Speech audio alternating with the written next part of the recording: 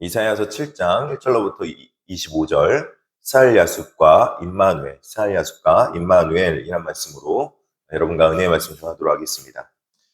오늘 우리가 읽은 7장은 주전 733년경에 발생한 이른바 시리와 에브라임 전쟁의 한 단면입니다.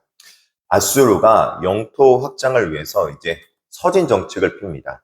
아수르가 저쪽에 동북 쪽에 있는 큰 강대국인데 영토 확장을 해서 서진을 해서 점점 다가오는 것이죠. 그러자 아람과 그 북쪽에 있던 이스라엘이 이 아수르가 강대국이 되어지는 걸 보고 동맹을 맺고 이 아수르를 대항하려 했습니다. 그러면서 이제 남유다의 아하스의 왕이 이것을 보고 반아수르 동맹에 합류하자라고 권면한 북이스라엘 왕의 권면을 거부합니다. 두 나라는 이제 연합하여서 그러니까 아수르를 공격해야 되는데 북이스라엘과 아람이 아수르를 공격하기보다 먼저 왜 우리 편이 안 돼? 라고 말하면서 남유다를 먼저 공격하기 시작하는 것입니다. 그리고 자신들의 말을 잘 듣는 왕을 따로 세우려고 한 것이죠. 즉 이것은 남유다를 이제 북이스라엘과 이제 아람과 함께 연합해서 아수르를 공격하기 위한 연합군을 만들기 위한 하나의 계획이었던 것입니다. 국가의 전망이 앞에서 아하스 왕과 유다 백성들은 큰 두려움에 사로잡힐 수밖에 없는 상황이죠. 오늘 본문을 통해서 위기 속에서 이 위기를 어떻게 신앙으로 극복해야 되는지, 참된 피난처가 어딘지 세 가지 대목으로 나누어서 살펴보도록 하겠습니다. 첫째는 흔들리는 유다와 연기나는 부직갱이를 볼 수 있습니다. 어떤 사람이 다윗의 집에 알려 이르되 아람이 에브라임과 동맹하였다 하였으므로 왕의 마음과 그의 백성의 마음이 숲이 바람에 흔들림같이 흔들렸더라 하고 2절에 말하고 있습니다.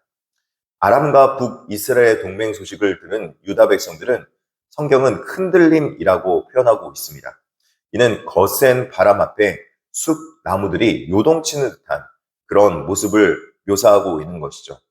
근데 이것은요, 지금 누구의 마음이냐면 이 지금 남유다 왕 아하스의 마음이라는 것입니다. 당면한 위기 앞에서 공포에 흔들려서 막 지금 마음이 갈대같이 흔들리고 있는 상황입니다. 어찌할 바를 모르고 갈피를 못 잡고 있는 상황이라는 것이죠. 이때 하나님께서는 이사야 선지자를 윗모수도 큰 세탁자의 밭, 큰 길, 즉 그러니까는 이사야 선지자가 말하는 이 윗모수도 끝이라는 것은 이제 수도공사 현장을 내어서 지금 남유다로 이렇게 물을 끌어오고 있는 그 아하스의 모습을 볼 수 있습니다. 예루살렘 이제 그 성벽 안으로 지금 수돗물을 끌어오고 있는데 그 현장으로 보내서 지금 아하스를 만나게 하십니다. 그리고 하나님의 시선은 아하스의 시선과 다르다는 것을 말씀해 주고 있는 것이죠. 이사야 선지자가 아하스 왕에게 말합니다.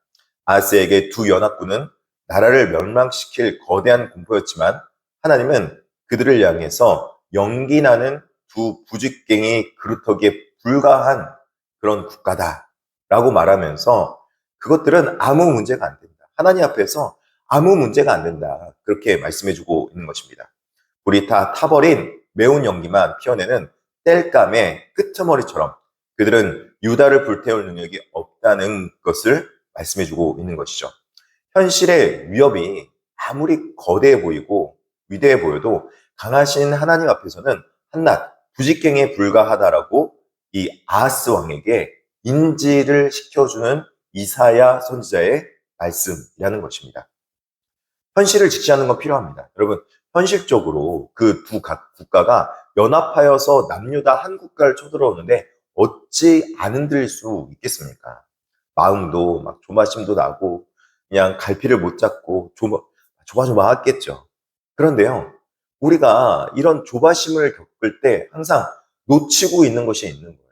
뭘 놓치고 있는가? 하나님을 그 마음 가운데 포함시키지 않았다는 것이죠. 그 마음에는 하나님이 중심이 없었던 거예요. 그렇기 때문에 그것은 하나님을 배제한 인식이기 때문에 신앙의 입장 앞에서는 정확한 인식이 아니라는 겁니다. 하나님을 걷어내고 지금 바라보고 있는 거기 때문에 하나님의 시선으로 돌려서 바라보면은 지금 공격해오는 그 사람들은 두 부직갱에 불과하다. 그렇게 말하고 있는 것입니다. 우리는 눈앞의 공포가 내가 가지고 있는 믿음보다 더 크게 느껴지고 내가 믿고 있는 하나님보다 더 강하게 느껴질 때가 있습니다. 그런데 그 믿음의 자리를 대신하고 있는 것이 공포심이냐 하나님이냐에 따라서 우리의 신앙은 달라지게 되어 있는 것입니다. 오늘 우리 본문을 통해서 다시 한번 마음에 무엇이 자리 잡고 있는지, 무엇이 내 마음속에 있는지 다시 한번 살펴볼 중요한 대목입니다. 저도 오늘 본문을 묵상하면서 우리의 마음속에 도대체 어떤 마음이 있는가? 내 마음속에 하나님은 계신가? 라는 것을 돌아보게 되었습니다. 하나님은 이제 우리 마음속에 임마누엘 하시는 하나님이시라고 말씀해주고 있는 것이죠. 7장 9절에 만일 너희가 굳게 믿지 아니하면, 그러니까 굳게 확신하게 믿지 않으면 너희는 굳게 서지 못하리라 하시니라, 이렇게 말씀 전하고 있는 것이죠. 또 그러면서 14절에 우리가 너무나도 잘 아는 예수 그리스도의 예언의 말씀을 이렇게 표현하지 않습니까?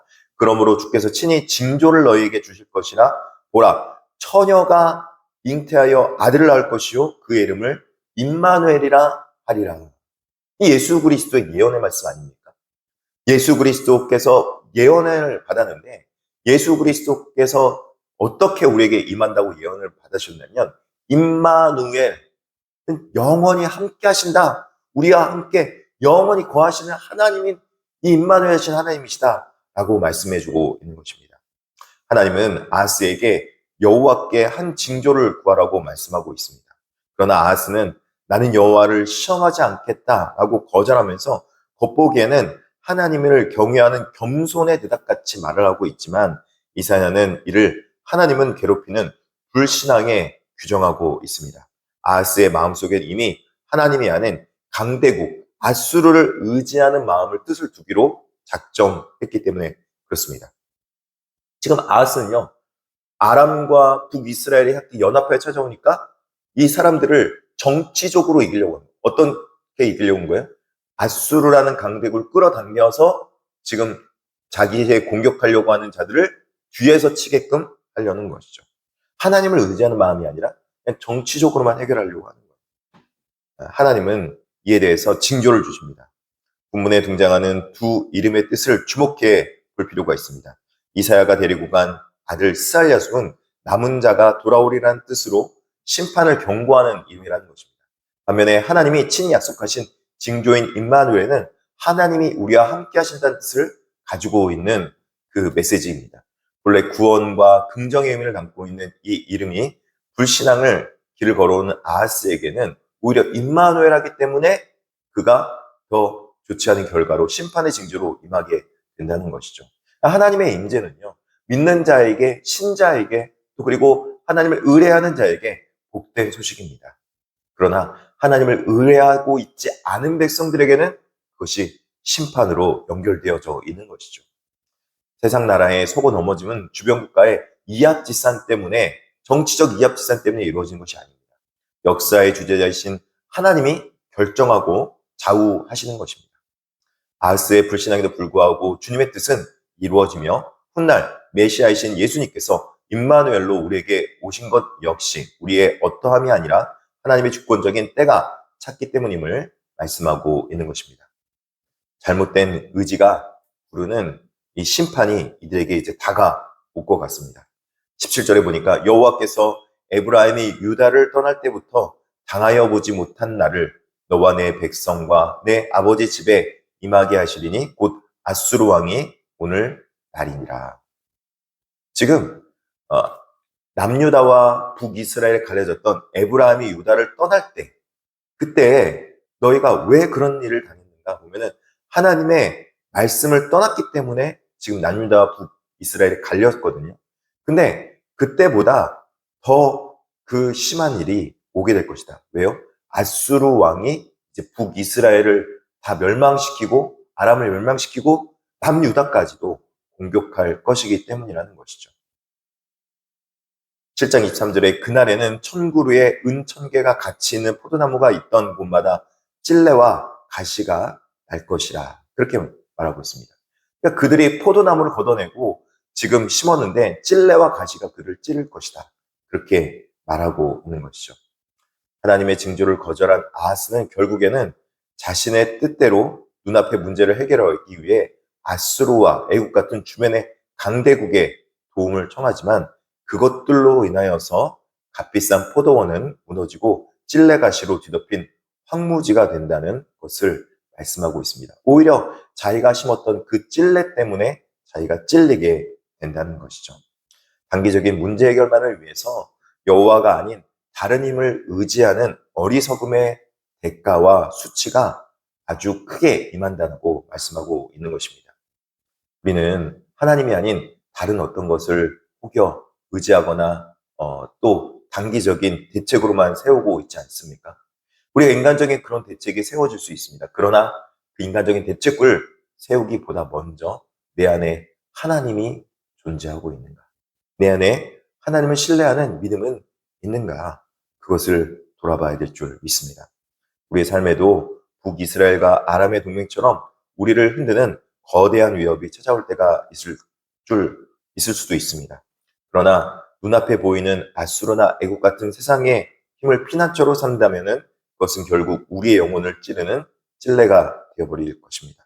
비록 세상이 요동칠지라도 만물의 주관자이시며 우리와 함께 하시는 임마누엘 하신 하나님을 굳게 믿고 신뢰하며 의지하면 참된 평안과 구원의 은혜가 임하게 될 줄 믿습니다. 사랑하는 성도 여러분, 오늘 또 임마누엘 하시는 하나님과 동행하면서 그분을 신뢰하며 굳세게 부여잡는 우리 자꾸 마음을 떠난다니까요. 우리가 자꾸 그분을 밀어내려고 할 때가 있어요. 근데 그럴 때 굳세게 그분을 잡는 저와 여러분 되기를 진심으로 축복합니다. 기도하겠습니다. 자비하시고 내놓으신 하나님 아버지 감사합니다. 하나님 우리의 마음 속에서 하나님을 신뢰하고 의뢰하는 마음을 혹여라도 잃어버린 모습이 있다면 오늘 다시 주님을 신뢰하며 의뢰하게 하여 주시옵소서. 온전히 주님을 의뢰하는 마음으로 돌아와서 내가 잘못했던 것들 회개하며 돌아올 때 오히려 하나님께서 우리를 선한 길로 좋은 길로 인도해 줄 줄 믿습니다. 굳세게 하나님을 붙들게 하여 주시고 예수님을 의지하게 하여 주시옵소서. 특별하게 기도하기는 육신의 연약함으로 해서 고통받고 있는 자들, 그 육신의 고통이 우리의 신앙보다 크지 않게 하여 주시옵소서.